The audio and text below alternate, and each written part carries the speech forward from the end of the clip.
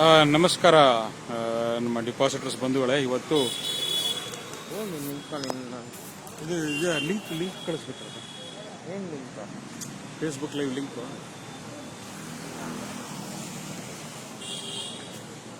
Time ಹೋಗ್ತಾ ಇದೆ. ಹೋಗು, ಅಲ್ಲಿ ಹೋಗು. ನೀನು ಮಾತಾಡಲ್ಲ ಸ್ಟಾರ್ಟಿಂಗ್, ನೀನು ಇಂಟ್ರಡಕ್ಷನ್ ಮಾತಾಡಪ್ಪ ಏನಾರು. ನೋಡಕ್ಕೆ ಸ್ಟಾರ್ಟ್ ಮಾಡ್ತಾ ಇದ್ದಾರೆ ಜನ. ಇಂಟ್ರಡಕ್ಷನ್ ನಿಂಗೆ ಬರೋ ಥರ ನಾನು ಹಿಂಗೆ ಹಿಡ್ಕೋತೀನಿ, ಮಾತಾಡುವ. ನಮಸ್ಕಾರ ಡಿಪಾಸಿಟರ್ಸ್ ಬಂಧುಗಳೇ. ಇವತ್ತು ನಾವು ನಮ್ಮ ಡಿಪಾಸಿಟರ್ಸ್ ಎಲ್ಲ ಸೇರಿ ಇವತ್ತು ಮಾನವ ಸರಪಳಿ ಒಂದು ಕಾರ್ಯಕ್ರಮ ಮಾಡ್ತಾ ಇದ್ದೀವಿ. ಇಲ್ಲಿ ನಾವು ಡಿಪಾಸಿಟರ್ಸ್ ನಮ್ಮ ಆಡಿಟ್ ರಿಪೋರ್ಟ್ ಮತ್ತು ಯಾವ ಬ್ಯಾಂಕಿನ ರಿವೈವಲ್ ಬಗ್ಗೆ ಯಾವ ರೀತಿ ಕ್ರಮ ತಗೋತಾ ಇದ್ದೀರಿ ಅನ್ನೋದ್ರ ಬಗ್ಗೆ ನಾವು ಹೆಚ್ಚಿನ ಮಾಹಿತಿ ಕೇಳೋದು, ಮತ್ತು ಇದರ ಒಂದು ಸರ್ಕಾರಕ್ಕೆ ಮತ್ತು ಯಾವ ಅಧಿಕಾರಿಗಳಿದ್ದಾರೆ ಅವ್ರ ಮೇಲೆ ಒತ್ತಡ ಹೇರುವಂಥ ಒಂದು ಪ್ರಯತ್ನದಲ್ಲಿ ನಾವು ಇವತ್ತು ಮಾನವ ಸರಪಳಿ ಕಾರ್ಯಕ್ರಮ ಮಾಡ್ತಾ ಇದ್ದೀವಿ. ಸೊ ಅದರದ್ದು ಫೇಸ್ಬುಕ್ ಲೈವ್ ಮಾಡ್ತಾ ಇದ್ದೀವಿ. ದಯವಿಟ್ಟು ಎಲ್ಲರೂ ನೋಡಿ.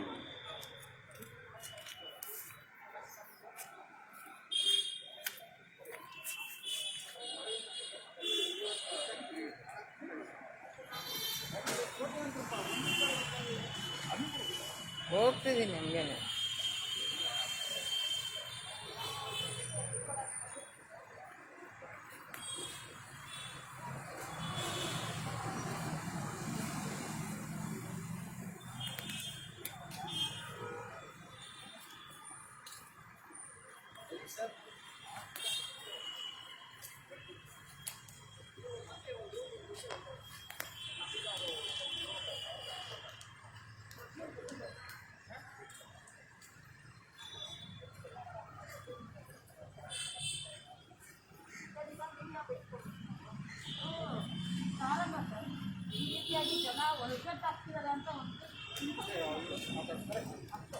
ಮೇಡಮ್ ಫೇಸ್ಬುಕ್ ಲೈವ್ ಅಂತ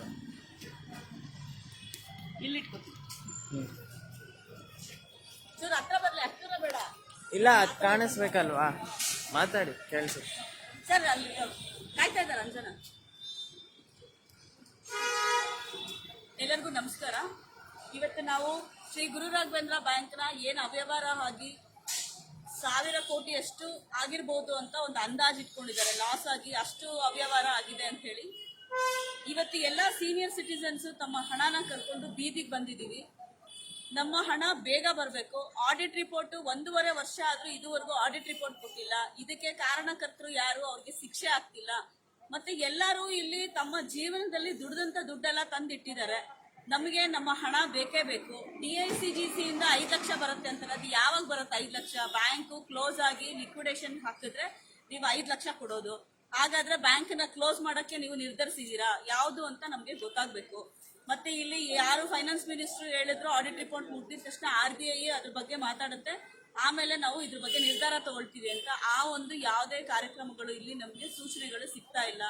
ಸೊ ಹಾಗಾಗಿ ಬೇಗ ಯಾರು ಸಾಲಗಾರ ಇದ್ದಾರೆ ಅವರು ಸಾಲ ಕಟ್ಟೋ ಹಾಗೆ ರೀತಿನಲ್ಲಿ ಆಗ್ಬೇಕು. ಮತ್ತೆ ತಪ್ಪಿತಸ್ಥರಿಗೆ ಶಿಕ್ಷೆ ಆಗ್ಬೇಕು. ನಮ್ಮ ಎಲ್ಲ ಹಣನು 1 ರೂಪಾಯಿ ಲೆಸ್ ಆಗದೆ ಪೂರ್ತಿ ಹಣ ನಮ್ಮ ಕೈಗೆ ಬರಬೇಕು. ಸೊ ಅಮೆಂಡ್ಮೆಂಟ್ ಪಾಸ್ ಆಗುತ್ತೆ, 5 ಲಕ್ಷ ರೂಪಾಯಿ ಕೊಡ್ತೀವಿ ಅಂದ್ರೆ ಅದಕ್ಕೆ ನಾವು ಯಾರೇ ನಾಗರಿಕರು ಆಗ್ಲಿ ಠೇವಣಿದಾರರು ಒಪ್ಪೋದಕ್ಕೆ ರೆಡಿ ಇಲ್ಲ. ಸೊ ಹಾಗಾಗಿ ನಾವೆಲ್ಲ ದಯವಿಟ್ಟು ಯಾರು ಇದು ಬ್ಯಾಂಕ್ಗೆ ಅಡ್ಮಿನಿಸ್ಟ್ರೇಟರ್ ಆಗಲಿ, ಸರ್ಕಾರ ಇದಕ್ಕೆ ನೇರ ಹೊಣೆ ಆಗುತ್ತೆ.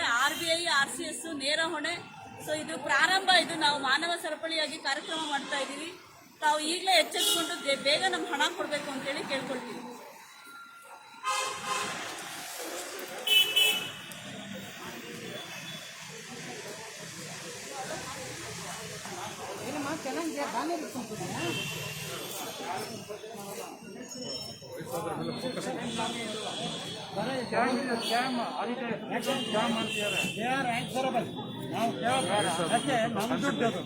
ನಮ್ಮ ದುಡ್ಡಿಗೆ ಅವರು ನಮ್ಮ ದುಡ್ಡು ಇಟ್ಕೊಂಡು ನಮ್ಮನ್ನೇ ಒಳಗೆ ಬಿಡ ಅಂದ್ರೆ ಏನು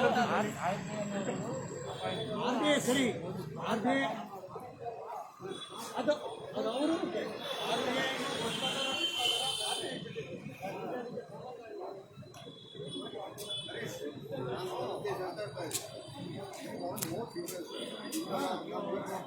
RBIಗೆ ಹೋಗೋ ಪ್ಲಾನ್ ಇದ್ದಾಗ ಇವರು ಬರಲೇಬೇಕು ಅಂತ ಏನು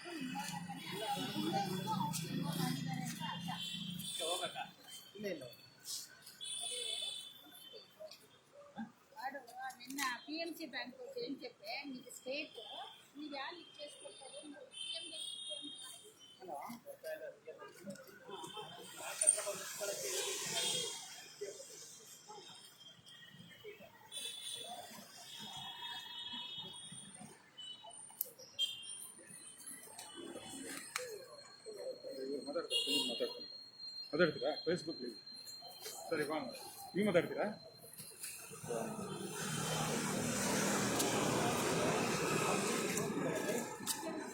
ಫೋನ್ ಮಾಡಿ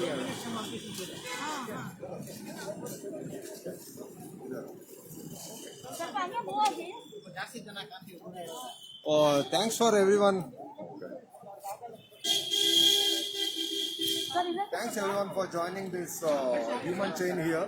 So we are expecting more people. So our sincere request is please come and join us in this protest. It is not a protest. It's more like an united fight what we are all doing. And we are waiting for the audit report which has been committed since long, but still we are not received the audit report. Very sad. Another one is none of our local leaders, neither the MLA or MP, are not shown any interest. So it is leading to a lot of questions saying that whether they are also involved in this scam. Otherwise, this entire scam has happened under the nose of them. Why they are so silent, which is leading to a lot of what you call doubt and questions. Very unfortunate. So my sincere request is please join this and we will fight, and it's our hard-earned money. We have not kept this money in any chit bank like IMA. When the people can act on IMA with the ED raid and all, why Ramakrishna and people are gang is not been arrested so far? So whether the bureaucrats and the leaders and the police, everybody is involved in this scam, whether that is what is happening, it looks like that. Otherwise, why Ramakrishna is roaming very freely? So why he is not been arrested and why his assets have been not confiscated?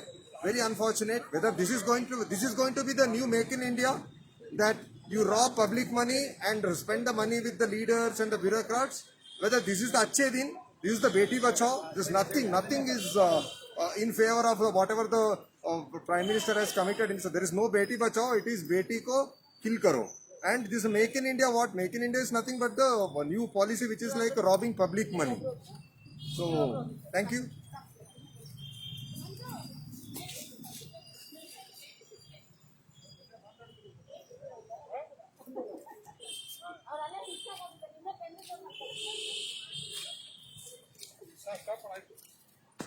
ಅಲ್ಲ ಸರಿ